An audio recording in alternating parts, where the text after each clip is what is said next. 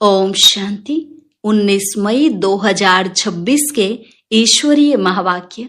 पहले सुनते हैं मुरली के मुख्य पॉइंट्स।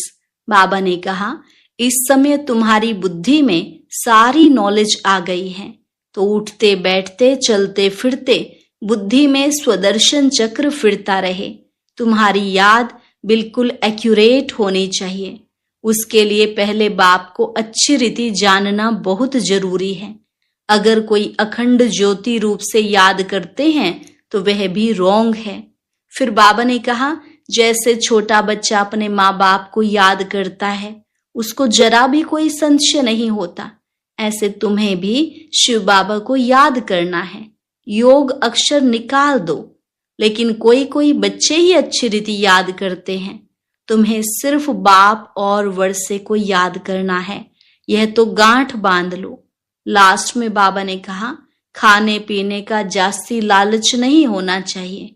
दाल रोटी जैसी और कोई चीज होती नहीं। एक प्रकार का भोजन खाएंगे तो और ही स्वस्थ रहेंगे। और अब सुनते हैं महावाक्यों को विस्तार से। मुरली का सार। मीठे बच्चे, आत्म अभिमानी भव। चलते फिरते उठते बैठते यही अभ्यास करते रहो तो तुम्हारी बहुत उन्नति होती रहेगी। प्रश्न, बाप की एक्यूरेट याद किन बच्चों की बुद्धि में रहेगी? उत्तर, जिन बच्चों ने बाप को एक्यूरेट जाना है। कई बच्चे कहते हैं कि बिंदु को भला कैसे याद करें?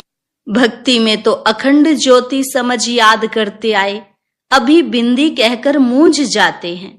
इसलिए पहले पहले यह निश्चय हो कि बाप अखंड ज्योति नहीं, वह तो अति सूक्ष्म बिंदु है, तब याद एक्यूरेट रह सकती है। ओम शांति। सभी बच्चे याद में बैठे हैं। मन मना भव।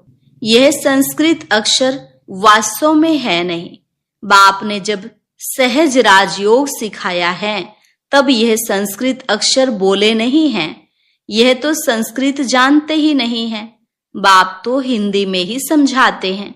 भले यह रथ हिंदी सिंधी इंग्लिश जानने वाला है, परंतु बाप समझाते हिंदी में है। जो जिस धर्म का है उनकी अपनी भाषा है। यहाँ हिंदी भाषा ही चलती है।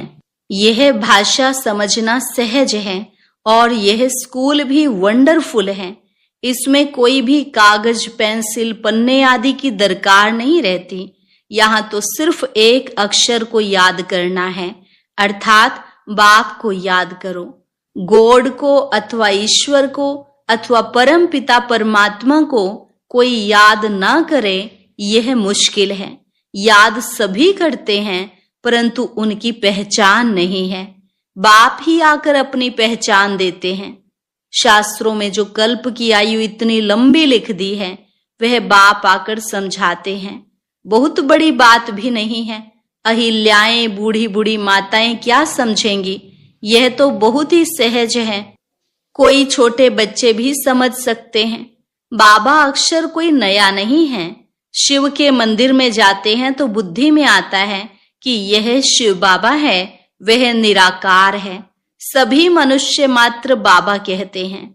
हम सर्व आत्माओं का बाप एक है। सब जीव की आत्माएं जो शरीर में निवास करती हैं, बाप को याद करती हैं। सब धर्म वाले जो भी हैं, सब परम पिता परमात्मा को याद जरूर करते हैं। वह है परम धाम में रहने वाला बाप। हम भी वहां के रहने वाले हैं, तो अब सिर्फ बाप को याद करना है। चाहते भी हैं हम पावन बने, बुलाते भी हैं, हे पतितों को पावन करने वाले आओ। नई दुनिया पावन थी, अब फिर पुरानी दुनिया हुई है। इनको कोई नया नहीं कहेंगे। भारतवासी जानते हैं, नए भारत में देवी देवता राज्य करते थे।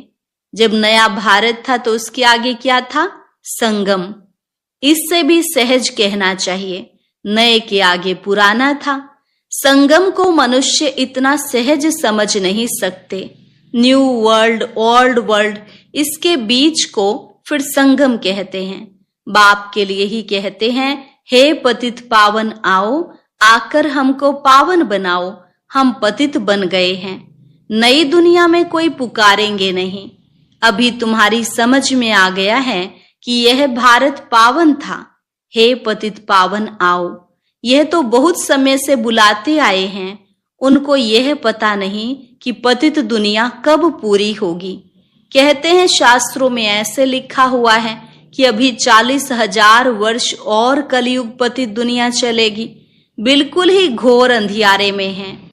अभी तुम रोशनी में हो। बाप ने तुमको अब रोशनी में लाया है। यह 5,000 वर्ष में सृष्टि का चक्र पूरा होता है। कल की बात है। तुम राज्य करते थे। बरोबर इन लक्ष्मी नारायण का राज्य था, स्वर्ग था। पावन दुनिया में कोई उपद्रव आदि हो नहीं सकता। उपद्रव होता ही है रावण राज्य में।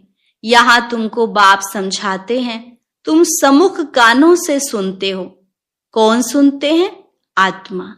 आत्मा को बड़ी खुशी होती है, हमको बाप फिर से आकर मिला है। बाप से वर्षा लिया था। अब बाप कहते हैं मुझे याद करो। इसमें कोई लिखने पढ़ने की बात नहीं। जब कोई आते हैं तो पूछा जाता है आपका कैसे आना हुआ, तो कहेंगे यहाँ के महात्मा से मिलने। क्यों? तुमको क्या चाहिए?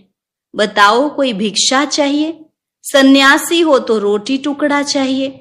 सन्यासी किसके पास जाते हैं वह रास्ते में मिलते हैं तो रिलीजियस मनुष्य समझते हैं यह फिर भी पवित्र मनुष्य हैं, इनको भोजन खिलाना अच्छा है।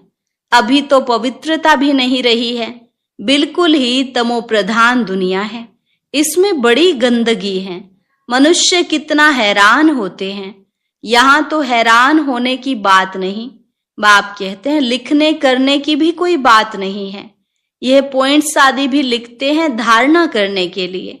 जैसे डॉक्टर लोगों के पास भी कितनी दवाइयां होती हैं, इतनी सब दवाइयां याद रहती हैं। बैरिस्टर की बुद्धि में कितनी लॉ की बातें याद रहती हैं। तुमको याद क्या करना है? एक बात, सो भी बड़ी सहज है। तुम कहते हो एक शिव बाबा को याद करो। वह कहते हैं शिव बाबा कैसे आएंगे? यह भी तुम्हारे सिवाय और किसको पता नहीं। ईश्वर कहाँ है? वह तो कहेंगे नाम रूप से न्यारा है, या फिर कह देते हैं सर्वव्यापी है। रात दिन का फर्क हो जाता है दोनों अक्षरों में। नाम रूप से न्यारी तो कोई चीज है नहीं। फिर कह देते कुत्ते बिल्ली सब में परमात्मा है। दोनों एक दो के अपोजिट बातें हो गई ना। तो बाप अपना परिचय दे कहते हैं मुझ बाप को याद करो। गाया भी जाता है सहज राजयोग। बाबा कहते हैं योग का अक्षर निकाल दो, याद करो। जैसे छोटा बच्चा माँ बाप को देखने से ही झट गले लग जाता है। पहले सोच करेगा क्या कि हमारे माँ बाप हैं? नहीं, इसमें सोच करने की बात ही नहीं। तुम्हें भी सिर्फ शिव बाबा को याद करना है। भक्ति मार्ग में भी तुम शिव पर फूल चढ़ाते आए हो। सोमनाथ का मंदिर कितना भारी बनाया हुआ है, जो बाद में मोहम्मद गजनवी ने आकर लूटा था। सोमनाथ का मंदिर भारत में नामी ग्रामी है। सबसे पहले तो शिव की पूजा होनी चाहिए। बच्चों को यह सब नॉलेज अभी बुद्धि में आई है। भल पूजा आदि करते आए हो, परंतु तुमको यह पता नहीं था कि यह जड़ चित्र है। जरूर चैतन्य में आया होगा, तब तो वर्ष वर्ष शिव जयंती भी मनाते हैं। यह भी कहते हैं शिव परमात्मा निराकार है। आत्मा जानती है हम भी निराकार हैं। अभी तुम आत्म अभिमानी बनते हो। बहुत सहज है। वह तो हमारा बाबा है, ज्ञान का सागर, सुख का सागर, पतित पावन है। उनकी बहुत महिमा है। ब्रह्मा विष्णु शंकर की इतनी महिमा नहीं है, एक की ही महिमा गाते हैं। अब तुम बच्चे जानते हो, बाबा आकर हमको वर्षा दे रहे हैं। जैसे लौकिक बाप बच्चों का लालन पालन करते हैं, पढ़ाते नहीं हैं। पढ़ाई के लिए स्कूल में जाते हैं, फिर वानप्रस्थ में गुरु किया जाता है। आजकल तो छोटे बड़े सबको गुरु करा देते हैं। यहाँ तो तुम बच्चों को कहा जाता है शिव बाबा को याद करो। सबका हक है, सब मेरे बच्चे हैं। तुम्हारे में भी कोई है जो अच्छी रीति याद करते हैं। कई तो कहते हैं बाबा किसको याद करें, बिंदी को कैसे याद करें, बड़ी चीज को याद किया जाता है। अच्छा, परमात्मा जिसको तुम याद करते हो वह क्या चीज है? तो कह देते अखंड ज्योति स्वरूप है, परंतु ऐसे नहीं है। अखंड ज्योति को याद करना रोंग हो जाता है। याद तो एक्यूरेट चाहिए, पहले एक्यूरेट जानना चाहिए। बाप ही आकर अपना परिचय देते हैं और फिर बच्चों को सारे सृष्टि के आदि मध्य अंत का समाचार भी सुनाते हैं, डिटेल में भी तो नटशेल में भी।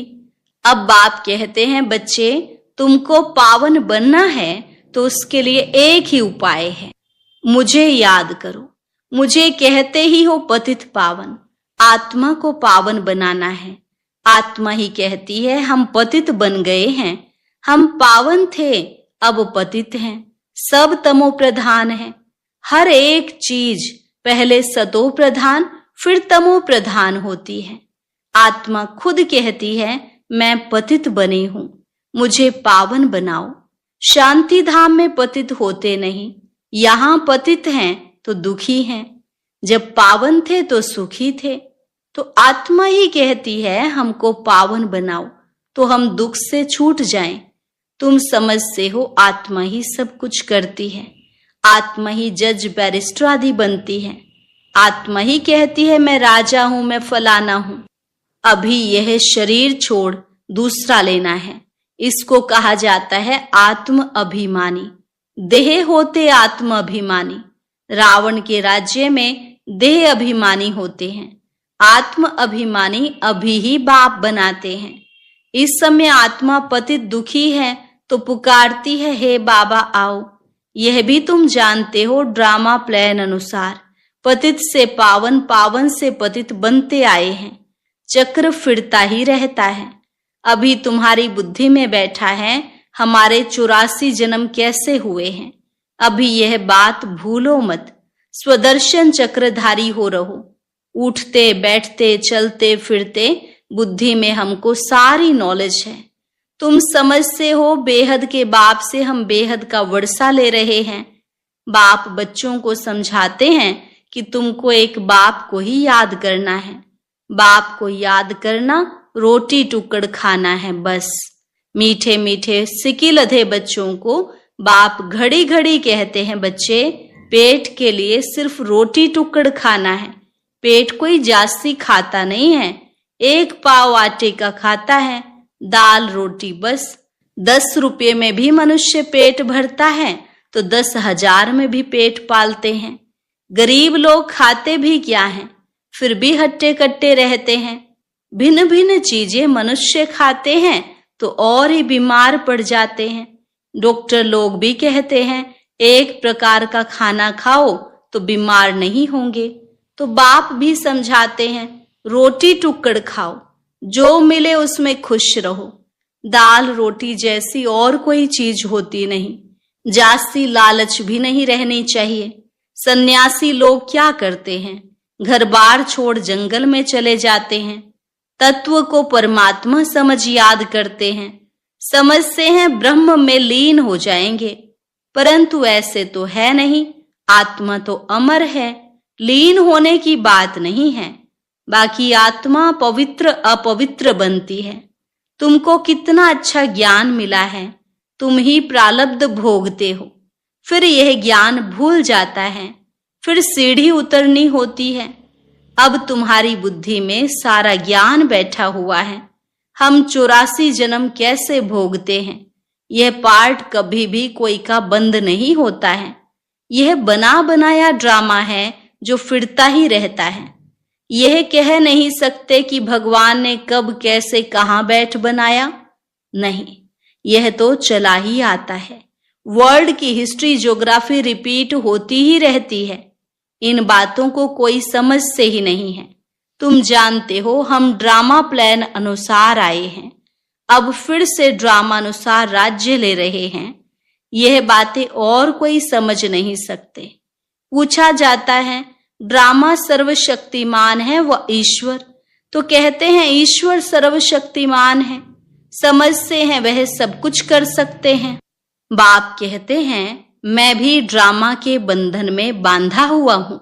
पतितों को पावन बनाने मुझे आना पड़ता है। तुम सतयुग में सुखी बन जाते हो, मैं भी जाकर विश्रामी होता हूँ परम धाम में। तुम सिर कुल्हे चढ़ जाते हो, तुम्हारी शेर पर सवारी है। तुम जानते हो सेकंड बाय सेकंड जो भी चलता है वह ड्रामा की नोंद है। तुम बच्चों को कितनी अच्छी नॉलेज है। अब सिर्फ बाप और वर्षे को याद करो बस। कागज पेंसिल आदि की कोई दरकार नहीं है। ब्रह्मा बाबा भी पढ़ते हैं, यह तो कुछ रखते ही नहीं है। सिर्फ बाप को याद करना है तो वर्षा मिलेगा। कितना सहज है, याद से तुम एवर हेल्दी बनेंगे। यह है धारणा की बात। लिखने से क्या फायदा होगा, यह तो सब विनाश हो जाएगा। परंतु कोई याद रखने के लिए लिखते हैं। जैसे कोई बात याद करनी होती है तो गांठ बांध लेते हैं। तुम भी गांठ बांध लो। शिव बाबा और वर्षे को याद करना है, यह तो बहुत सहज है। योग अर्थात याद। कहते हैं बाबा याद नहीं ठहरती, योग में कैसे बैठे। अरे लौकिक बाप की याद उठते बैठते चलते फिरते रहती है। तुम भी सिर्फ याद करो, बस बेड़ा पार है। अच्छा, मीठे मीठे सिकिल अधे बच्चों प्रति मात पिता बाप दादा का याद प्यार और गुड मॉर्निंग। रूहानी बाप की रूहानी बच्चों को नमस्ते। रूहानी बच्चों की रूहानी बाप दादा को नमस्ते नमस्ते, गुड मॉर्निंग। शुक्रिया बाबा, शुक्रिया। धारणा के लिए मुख्य सार। पहली पॉइंट, स्वदर्शन चक्रधारी बन 84 का चक्र बुद्धि में फिराते रहना है। बेहद बाप को याद कर बेहद का वर्षा लेना है। पावन बनना है। किसी भी चीज की लालच नहीं करनी है। जो मिले उसमें खुश रहना है। रोटी टुकड़ खाना है, बाप की याद में रहना है। वरदान, सर्व के दिलों के राज को जान, सर्व को राजी करने वाले सदा विजयी भव। सर्व के दिलों के राज को जान, सर्व को राजी करने वाले सदा विजयी भव। विजयी बनने के लिए हरेक के दिल के राज को जानना है। किसी के मुख द्वारा निकलने वाले आवाज से उसके दिल के राज को जान लो तो विजयी बन सकते हो। लेकिन दिल के राज को जानने के लिए अंतर्मुखता चाहिए। जितना अंतर्मुखी रहेंगे उतना हरेक के दिल के राज को जानकर उसे राजी कर सकेंगे। राजी करने वाले ही विजयी बनते हैं। स्लोगन, वैराग्य ऐसी योग्य धरनी है जिसमें जो भी फल डालेंगे वह फलीभूत अवश्य होगा। वैराग्य ऐसी योग्य धरनी है जिसमें जो भी फल डालेंगे वह फलीभूत अवश्य होगा। अव्यक्त इशारे, सदा अचल अडोल एक रस स्थिति का अनुभव करो। सदा उमंग उल्लास में एक रस रहने के लिए जो भी संबंध में आते हैं, चाहे स्टूडेंट चाहे साथी, सभी को संतुष्ट करने की उत्कंठा हो। जिसको भी देखो उससे हर समय गुण उठाते रहो। सर्व के गुणों का बल मिलने से सदा काल के लिए उत्साह एक रस रहेगा। गुण ग्राही बनो, अवगुणों को देखते हुए भी नहीं देखो। आज की अव्यक्त